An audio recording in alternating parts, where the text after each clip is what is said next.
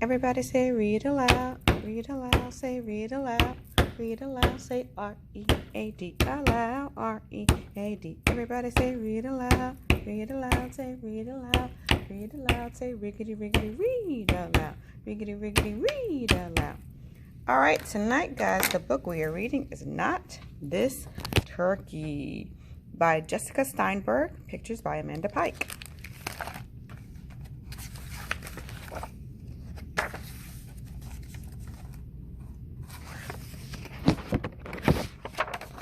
Not this turkey. When I still was a baby, my family moved to the United States. We lived in a tenement house on 33 Debevoise Street in Williamsburg. Me, Mama, and Papa, and then my little brother David, who was born in America. Every morning after Papa walked me to school, he would take the train to Mr. Dolch's pocketbook factory on the Lower East Side. He said that when the subway crossed over the Williamsburg Bridge, he could see all the way to the Empire State Building.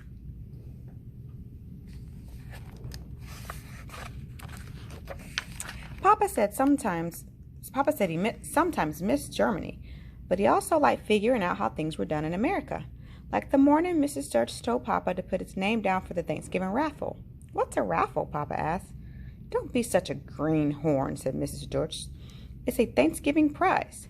We had been living in New York for 4 years, but we had never celebrated Thanksgiving.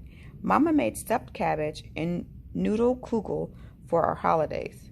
But that day, Papa said to Mrs. Sturch, 'Why not? New country, new celebrations.'" It was almost closing time when Mr. Sturch came out of his office and yelled, "Time for the raffle!" "Pfeh, who cares?" said Mr. Schwartz. "That cheapskate Sturch is probably giving away a sack of potatoes." But Papa had a funny feeling in the pit of his stomach, like the way he felt when we got our visas to come to America. Mr. Sturch put his hand in the cardboard box and pulled out a piece of paper. "And the winner is," announced Mr. Sturch, "Baruch Silberklang." Everybody clapped. Papa couldn't believe it. He'd won. "Mazel tov, Mr. Silberklang," called Mr. Sturch. "You can celebrate Thanksgiving this year." Mrs. Sturch came out of the office, lugging a huge turkey behind her. "Here you go, Silberklang," said Mr. Sturch. Your very own turkey." Papa looked at the turkey. It was bigger than any chicken Mama had ever made. "How will you get home?" asked Mr. Swartz. "The J train," Papa sighed. "How else?" It was a long walk to the subway. Papa was never so glad to see the train pull into the station. But it wasn't so easy once he got on. The turkey was noisy.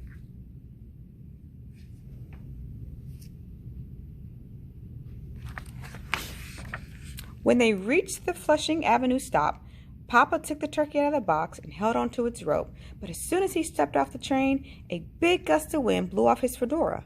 Papa ran after his hat, and the turkey ran in the other direction. "Come back here!" yelled Papa. Papa ran after the turkey and grabbed the rope. Then he ran after his hat and caught it with his shoe. Finally, holding on tightly to his hat, Papa and the turkey walked down the stairs to the street. All the neighbors stopped to stare at Papa and his turkey when he walked down the street. "What you got there, Mr. Silberklang?" asked Mrs. Caparimo. Papa just smiled at her and pulled the turkey up the stairs to the 4th floor where we lived. He opened the door and called out, "Rivka, Mel, come, see what I brought home today." "Was ist das?" asked Mama. "It's for Thanksgiving," said Papa. I knew all about eating turkey on Thanksgiving, but I couldn't believe we got to have a real live bird in our house. The turkey followed me around the apartment all afternoon, gobbling. Papa said the turkey was a he. Every time I turned around, the turkey would stick out its tail and puff up its feathers. Papa said that because the turkey thought I was a hen, that made me laugh. Papa thought we should call the turkey Indik. That's a Yiddish word for turkey. Mama didn't think we should name the turkey at all. A turkey doesn't belong in a fourth-floor walk-up, said Mama. He belongs with Mr. Cohen. Mr. Cohen was our butcher. I didn't want to think about bringing Indik there. But Mama was thinking about what to make for Thanksgiving, which was in only 2 days. Now that we had a turkey, she was inviting the whole family to dinner. Aunt Shindale was making stuffed cabbage, and Aunt Hanela was bringing her famous noodle kugel. Now we'll have turkey too, said Mama, just like all the neighbors. I sat at the window, leaning against Indik's feathers. I didn't want to lose him. The next morning, Papa said we had to bring Indik over to Mr. Cohen's shop before school. Papa held on tight to Indik's rope, and I held on to Papa's other hand. I kept hoping Indik would run away down Debevoise Street just like he had on the subway platform, but he stayed with Papa all the way to Mr. Cohen's butcher shop.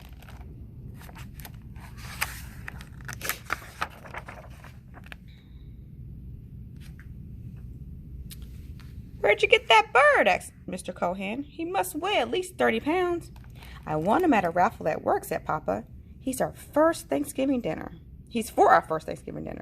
I looked at Indik to see if he was listening. I wanted him to know that if we cooked him for dinner, I wasn't going to eat him. Then I held my breath, waiting to see what Mr. Cohen would say. "Not this turkey," said Mr. Cohen with a big laugh. "He's too old. He'll be too tough to eat." What a relief, I thought. "Let him stay here with me and eat all the scraps in the yard," he said. "But what will we eat for Thanksgiving dinner?" asked Papa. "Mama already invited the whole family over." "Stick with the side dishes," said Mr. Cohen. "They're the best part of the holiday." I ran home after school to tell Mama we wouldn't be having Indik for Thanksgiving dinner. "But what will we serve?" she asked. "We can't just have kugel and stuffed cabbage. That's not what Americans eat." "Yes, we can," I told Mama. "Mrs. Caparimo said it's important to serve foods from the old country. She said she's making lasagna, and I bet Mrs. Murphy is making Irish soda bread." "That's their tradition," said Mama. She stopped to think for a moment. "But I guess it makes sense. It's our first Thanksgiving, so we'll make the foods that feel special to us."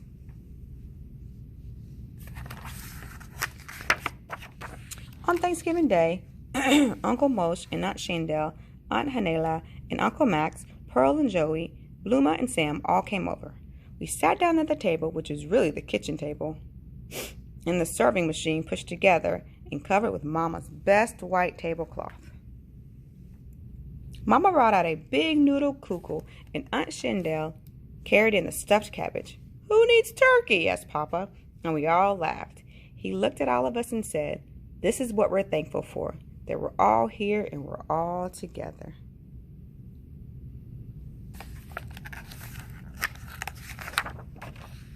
Guess what? Eating noodle kugel on Thanksgiving became our family's tradition. And Indik liked it too. I brought him a big piece the next day. He ate it all up.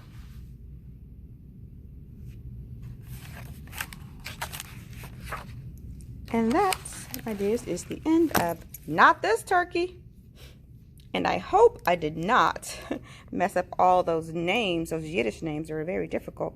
But I sounded it out just like I tell you guys to do. All right, have a good night. Sleep tight.